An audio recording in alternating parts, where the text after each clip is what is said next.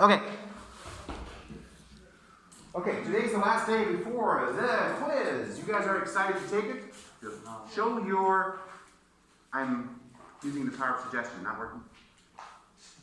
Try. So, opportunity to show off your knowledge, which you'll hopefully have by that time. If you don't have it now, then you'll have it. Then it'll be awesome. The quiz is in 3 weeks. You will be at home. And we put it on Monday. This is after our practicum, right? No, it's before. Before the project. So this is June 4th? Is that correct? Yeah, I think so. Is it? June 9th, sorry. June 9th, and that's the Thursday then? No, Wednesday, because you don't meet on the thing. So make sure we put it on the board again. For the people watching at home. Anyway. So, quiz. June 9th. This is a Wednesday. Okay? You guys are group B. You will be at home. Group A will be here and taking it in person. And that's a Wednesday. How am I going to get to the quiz? The plan is, I don't even see you the week before. That complicates things. So I think what I'm going to do is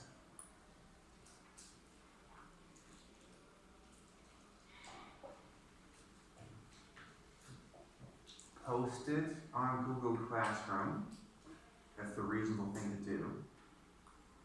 And I'll post it at that time. We're not going to do some weirdness because that seems too complicated. Wait. I'm going to, oh, this will make sense. I'm going to email it to a parent of yours. Okay. Is that reasonable? And they can either print it for you or just show you the screen. And you can do it on paper or on the printed out quiz. And then your parent submits either your handwritten work on just paper or the printed out quiz that you've done and certifies that they watched you take it so you don't cheat. That seem reasonable?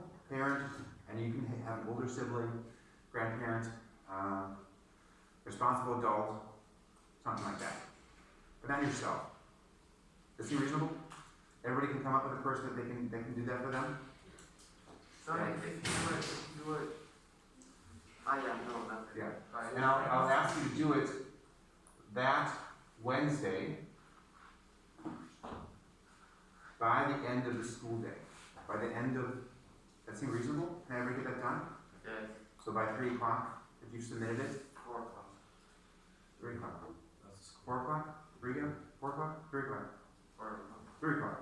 4 o'clock. 3 o'clock. Yeah, okay. 3 o'clock, okay? Yeah. Okay, I think it's due. So, A, in person. B,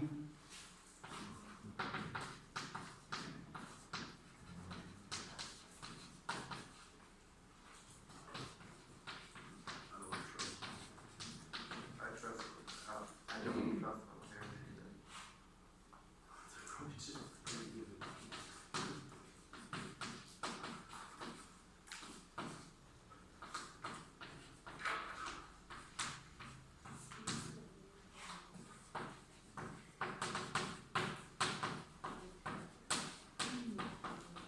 okay? That makes sense? Seems reasonable? By 3 p.m. Okay, I know that I'm giving you a little more flexibility. Wait, the parent is supposed to email it back? Yeah? That seem reasonable? But like oftentimes, Hmm? at least in my family and maybe others, the parents aren't home until like 6. Okay, so you got nobody home?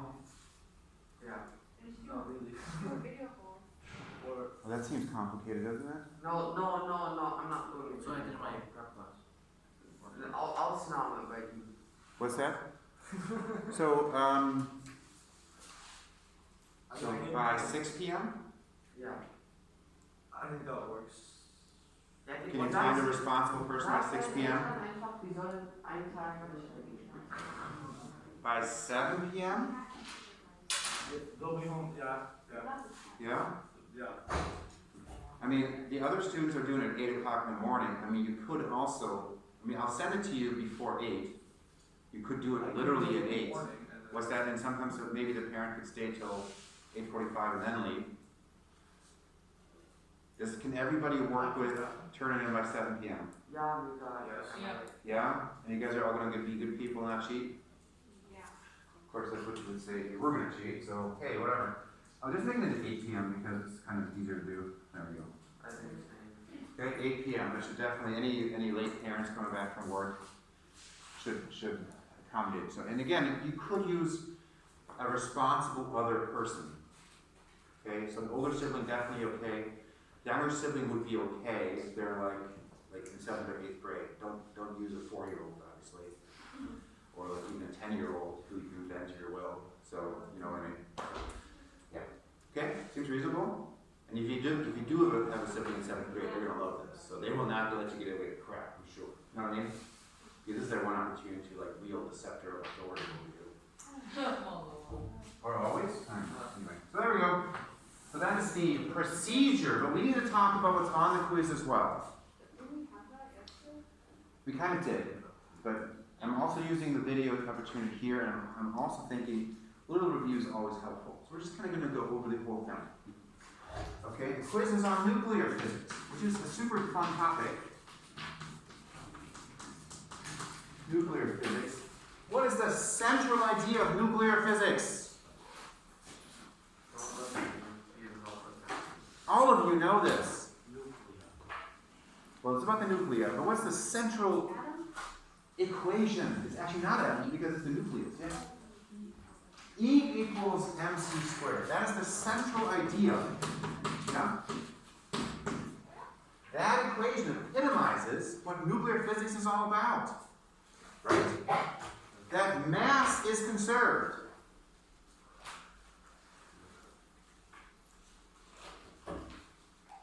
Yes? My notebook was called negative one. Say what again?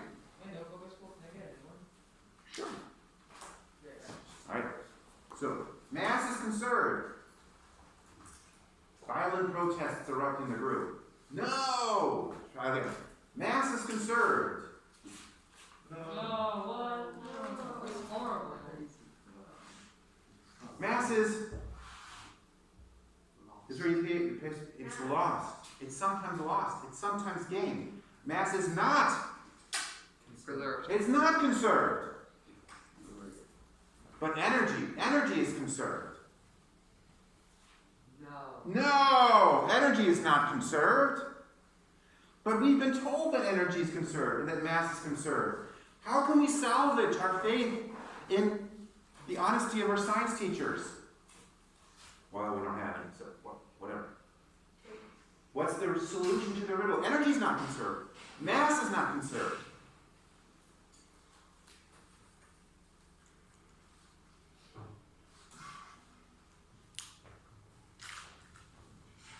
Matter. Matter is not conserved. How much matter did the universe start out with? None. How much matter does the universe have today? More than none. Matter is not conserved. Mass is not conserved. Energy is not conserved. Yes? What does the C stand for? Speed of light. Sorry? The speed of light. Oh, sorry. So E is energy. And specifically released or absorbed. Right? Delta M is the mass change. Delta. Yes, yes. And C is the speed of light. And C is equal to 3 times 10 to the 8 meters per second. Okay, so energy is not conserved. Mass is not conserved. What is conserved? No. Yeah. When energy is destroyed, where does it go?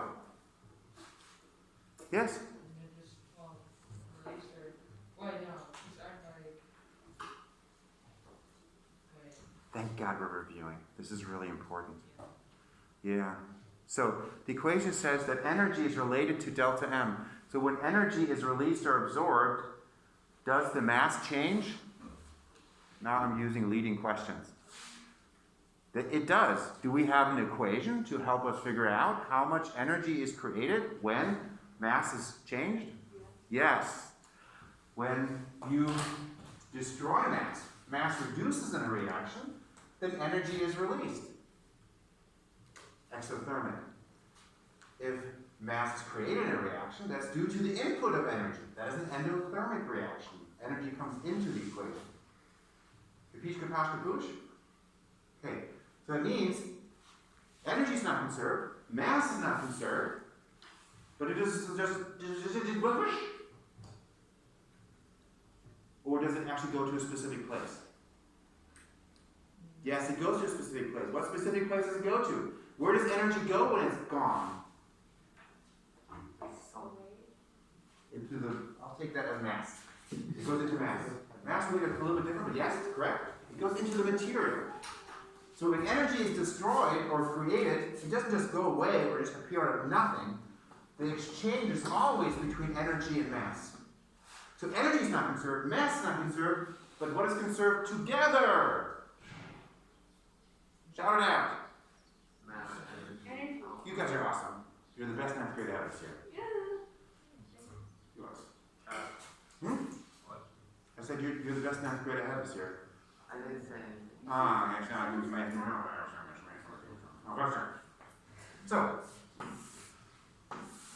So here's the central concept, that's the central equation. We can talk about this.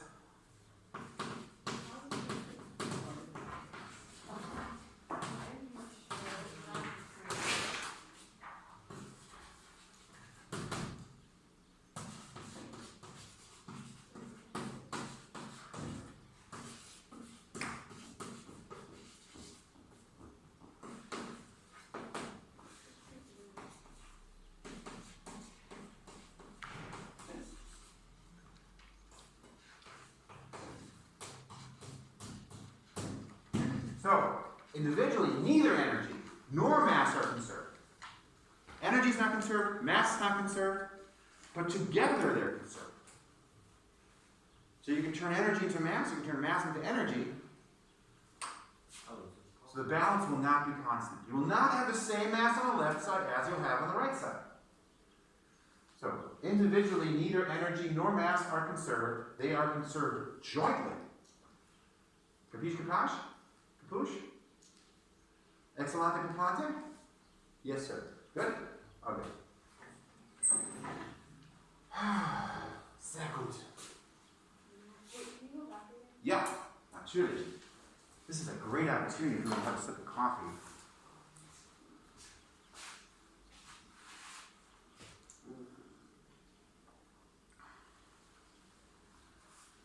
Is your memory coming along now? Thank God we're doing a review, man. You guys would have been a big doo-doo in a couple of weeks. You agree? Would have been bad, right?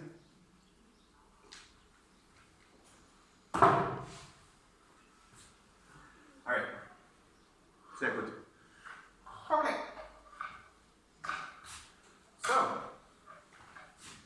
So what processes have we talked about? And we'll take pictures of this, obviously. We'll take pictures for this. Are we on screen here? We're still on? What's that? Tilted? Left? Okay. yeah.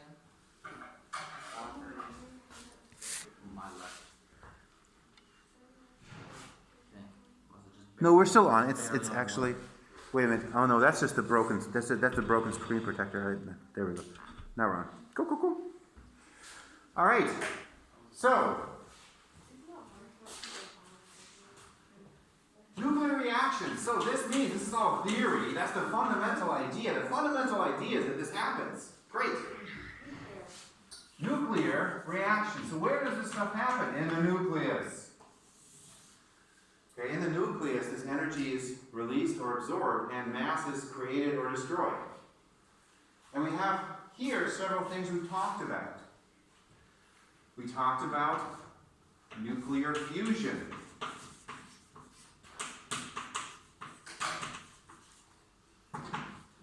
Okay?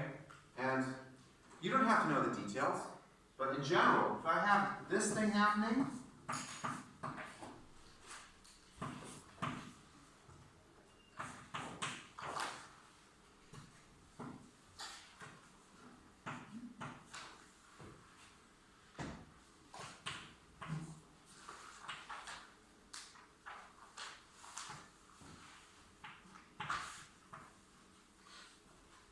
so that's balanced. I just want to make sure it's balanced. It is balanced.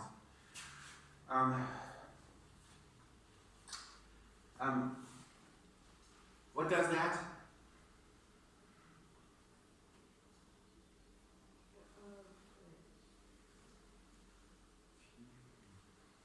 The sun is a mass of incandescent gas. The gigantic nuclear furnace, where hydrogen is built into helium at a temperature of millions of degrees. You asking what kind of Yo-ho, it's hot.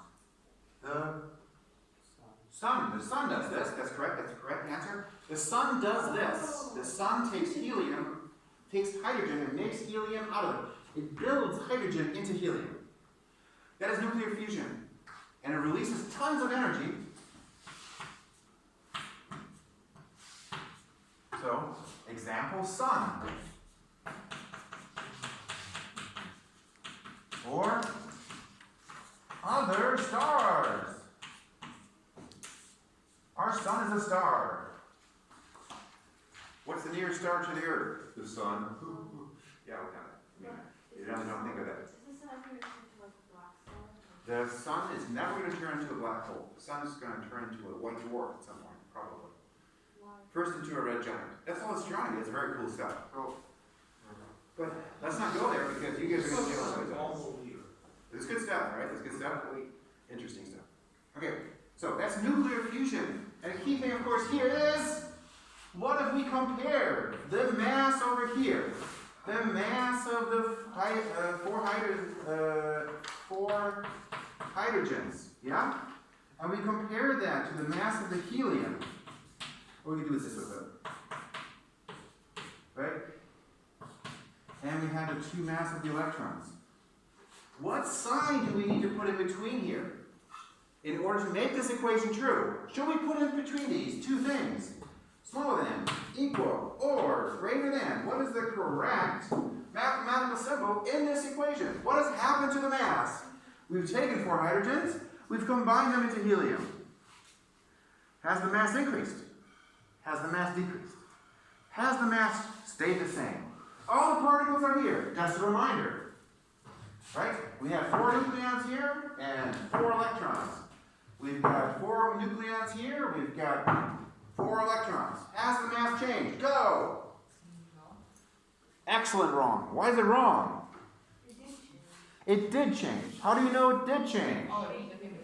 How do we know right now that it's changed? We're looking out the window and we see the... We see the energy. Oh. We see the energy. We see the energy from the sun. The energy comes here. That's the only reason we're alive. Without the sun, no life on Earth. The light is the energy released in those nuclear reactions. Which means, of course, that there must be mass change. How does it? Does it go up? Does it go down? Does it go up? Does it go down? Which one should we choose? Yes. Does it go down then? It goes down. Therefore, the correct sign would be greater than is correct. Good. So greater than is correct. What if I asked you a question to explain why we know this to be true? I'm going to ask, hydrogen is fused into helium in the sun. Okay, and I say, does the mass of the sun increase, decrease, or stay the same as time passes? Would you be able to answer that question? Yes? If it's constantly releasing light, wouldn't it definitely become smaller? If it has to become smaller. I have my head a million times a second. I'm not sure this is true. That's the number I have in my head. 1 million tons a second is the decrease in mass of the sun. That's a lot, but the mass of the sun is huge. You understand? Everybody understands? We'll write it on here, just to make sure we remember. So, the sun loses lots of mass each second, turning that mass into energy we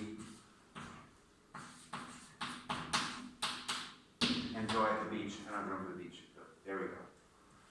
We enjoy, and we eat it. We eat the energy of the sun, right? How do we eat the energy of the sun? Yes. Plants? Plants. Where do plants get stuff from? Like literally stuff.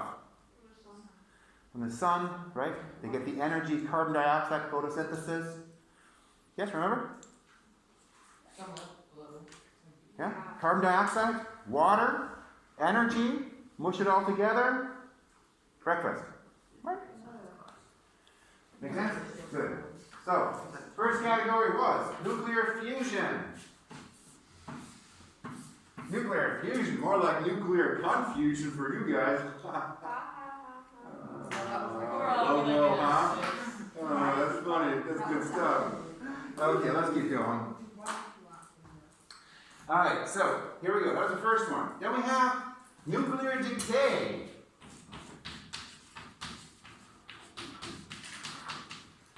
Okay, nuclear decay, we're specifically talking about something that happens spontaneously. This nuclear fusion does not happen spontaneously. That's really important. Okay? So if you have hydrogen, like the Hindenburg, that was a disaster. But the hydrogen in the Hindenburg didn't explode into helium. Okay? Important to know. It turned into water through a chemical reaction. There's a huge amount of activation energy necessary to make this happen. That's why the sun has to be so. Large. Okay, you said large is kind of related, so it's not totally wrong. Hot. Heavy? But hot. Hot's the key thing. Fuego. Hot. Fuego, did you say fuego like fire? Yeah. Noise. Yeah. Yeah, that's a good word. Okay, so, there we go. I should underline this doubly too, at least. Okay, nuclear decay. Marie Curie. Notice 3 types of nuclear radiation coming from nuclear decay reactions. The first you noticed was alpha decay. Alpha radiation. Okay? You notice that some reactions release stuff that could be stopped by a piece of paper. Yay! Rutherford used this in the Goldfoil experiment. He did this chemistry. Yes. Remember that? It was awesome, right? Well, Yeah. I don't know, I'm kind of nerdy, so I enjoy that kind of stuff. Alright, so anyway, so he found that if you take, for example, cheating, if you take uranium-238, right? Wait, is this for alpha? Alpha decay, yeah. That alpha decay occurs out of this. It releases an alpha particle. Oh, damn it, Janet. Okay. Isn't it zinc? Isn't it something? Repeat your back, what? Isn't it something with zinc that happens with alpha particles? Zinc? Did you say zinc? Yeah. I don't think zinc is reactive, no, in a nuclear reactor. Something that affected, Oh, I'm not sure. Actually, I don't know. So, let's turn this into thorium. I think that's what happened. You get thorium out. And let's do the first thing. Let's say I tell you this reaction. We did this one in class. I probably will do a different one. And I ask you, and I don't even tell you what this is, but let's say I do. Sorry. What are these 2 numbers here? What are those 2 numbers? Yes. The top is the nucleon number. The top is the nucleon number, and what number is the nucleon number? Ooh, colors. It's 4. It is 234. 234. That is the nucleon number. What are nucleons? numbers, like Yes? protons and neutrons. Protons and neutrons. Okay, so these are P plus N. Yeah, that's good enough. Radiation. Yep. Bottom number? Yep. 90? It is 90. do orange here just to make it kind of pop out. This is pedagogy. Revolutionary. There we go. What's that bottom number? Yes. It's charge number. Yeah. But that's the charge. Is the bottom number. And those two have to be conserved. Just like mass. Mass does not have to be conserved. Does charge have to be conserved? Does mass have to be conserved? Does nuclear number have to be conserved? Does energy have to be conserved? How about does energy and mass together have to be conserved? Yes. Good. You guys are getting smarter by the second. I can practically see your brains growing. It's so cool. Okay, that's nuclear decay, alpha. Now, a very, very interesting question for some. What if we compare these energies? M, uranium-238. And on the other side, I had mass of thorium-234 and the mass of an alpha particle. We compare these and we say, is this smaller than, equal to, or greater than? And how do we know that to be true? Your answer would be, right after doing your little victory dance, because you know you're getting points on the physics quiz. What's that? Which one is the correct one? Smaller than, equal to, or greater than? What's the correct symbol to circle here? Yep, go. Equal to? That would be wrong. Why is equal to wrong? It does not stay the same. The mass does not stay the same. Mass is not conserved. Is the uranium red? What's that? The uranium. No, like the thorium and the other thing is more than the uranium, right? The uranium is bigger than the thorium, and the alpha particle is small. And they look like together they're the same size, but they're not. This is a naturally occurring process, which is important to know because that's what the word decay means. Naturally occurring. Right? Okay, so which one is larger and which one's smaller? So, that's a good question. I'm asking you. It naturally moves forward. It just happens. The water is flowing downhill, not uphill. That'd be weird. No push was necessary. That means when the water flowed downhill at the bottom of the hill, it can do some damage to whatever, because it has energy. So we didn't write it in here, but energy is released in this reaction. Otherwise it wouldn't naturally move forward, agreed? Yeah? This is not unlike a loaded gun shooting a bullet, and the gun won't, without the bullet, recoil. Not moving gun, moving gun. Very fast moving bullet. Of course, energy was released because those things are moving. Capiche? And energy was released, therefore, what's true of these masses? Now. Yes?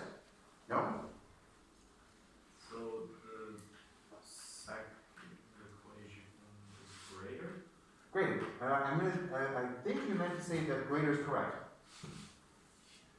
So the mass here has to be bigger than these masses because energy is released, right? So the mass have gotten smaller because the difference, the delta, M, goes into energy. Okay? Make sense? That's how we're able to put E over here. These three things together have the same amount of energy mass energy, as uranium does. But if we're just looking at mass, these things have less mass than uranium because there's a difference in mass that's released as energy. Yeah? What, no, sorry. We did? Wow. That's cool. Next one. Our classic equation for that, for beta decay, and a reminder, beta decay involves electrons. These things, the alpha particles, is a helium core. Right? Beta is an electron.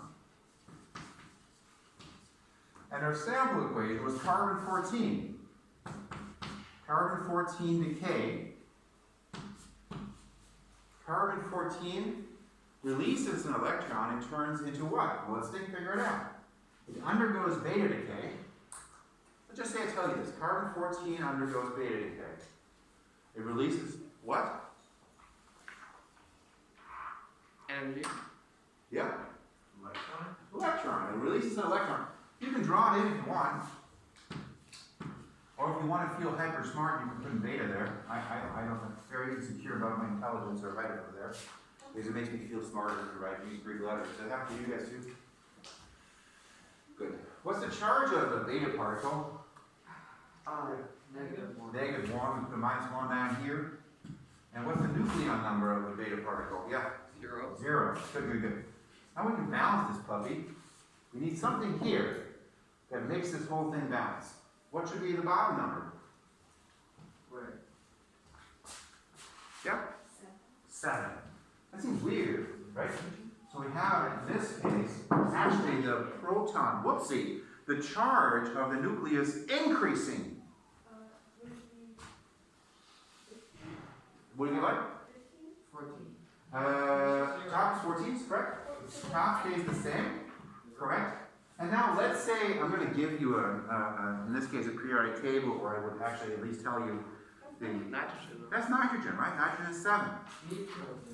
No, we just figured that out. Wow, they're smart.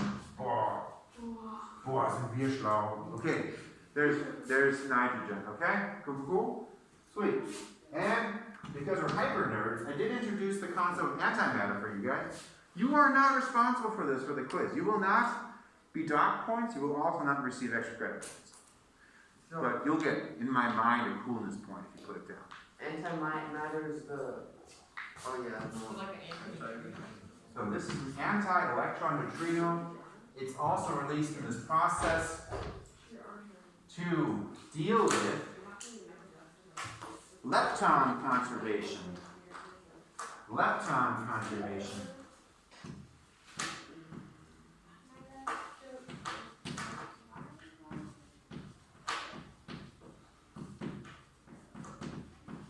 So we have really three things: nucleon number, charge number, and lepton conservation.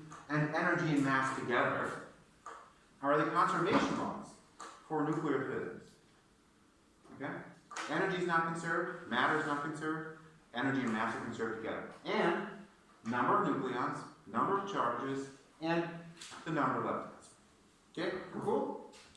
That's alpha and beta. What if I asked you now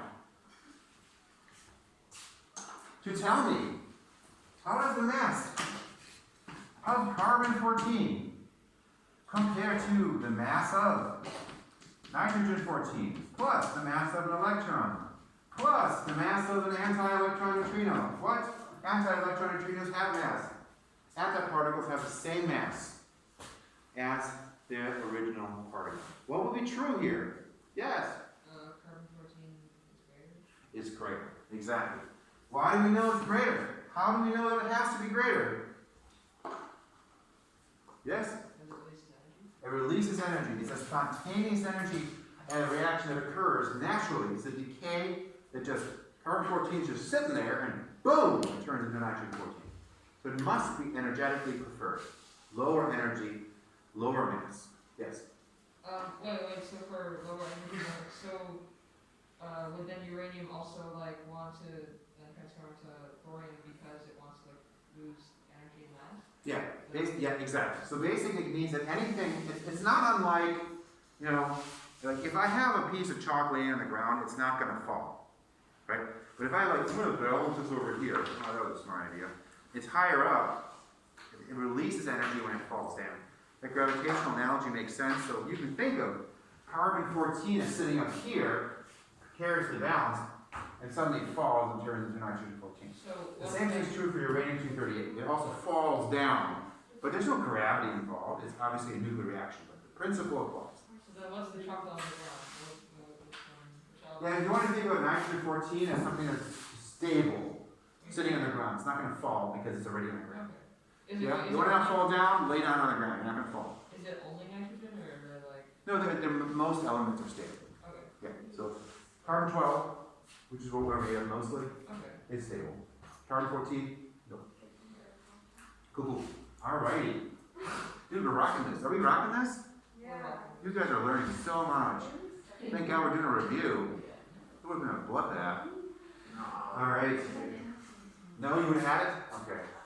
Just kidding. Oh. Okay. The last thing was gamma decay. We should at least mention it. Gamma decay is a photon. Whoa, let's write it over here. A high energy photon. Okay, photon is a, yes, light particle. That's right. So when we talked about this as something that's released, now if you have any reaction, key thing here, reacts to plus the gamma particle. What's the charge of a photon? 0, has to be 0, right? How many nucleons in a photon? That's stupid, 0. So that means whatever we started with, and I think we call it just X, right? X, we have Z down here and N up here. It needs to turn into the same thing. There's actually no change. And that's why we oftentimes put an asterisk on here to say, dude, it must have been somehow different. It had more energy than this thing, so it can release that. So its mass must have decreased because it releases energy. So however this is working out, I don't even know anymore. I mean, I do, but we're not talking about that. This example of this thorium 238 or whatever had more mass than this thorium 238. And mass difference turned it into that photon. Nuts, right? Cool stuff? Okay, I'll pretend you're excited.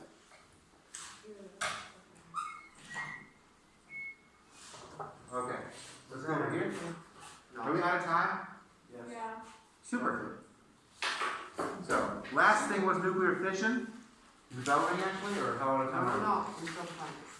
Oh, really? What time is it actually? We have like 2 more minutes. 2 more minutes. Okay, the last thing we talked about was nuclear fission.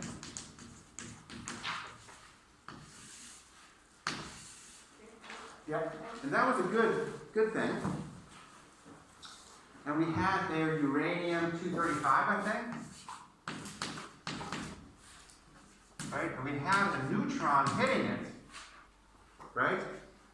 And what happened was, this is the cool thing, I don't know if it's cool or not, we had this thing turn into something, and 3 neutrons, and energy. That's the basic idea. So you take a uranium atom or something else that's very heavy, you fire a neutron at it, it breaks apart into smaller things, release more neutrons, you've got a nuclear reactor. What do we have now? Oh, wait, so, is uranium the stable version of uranium, and that's why you fire it?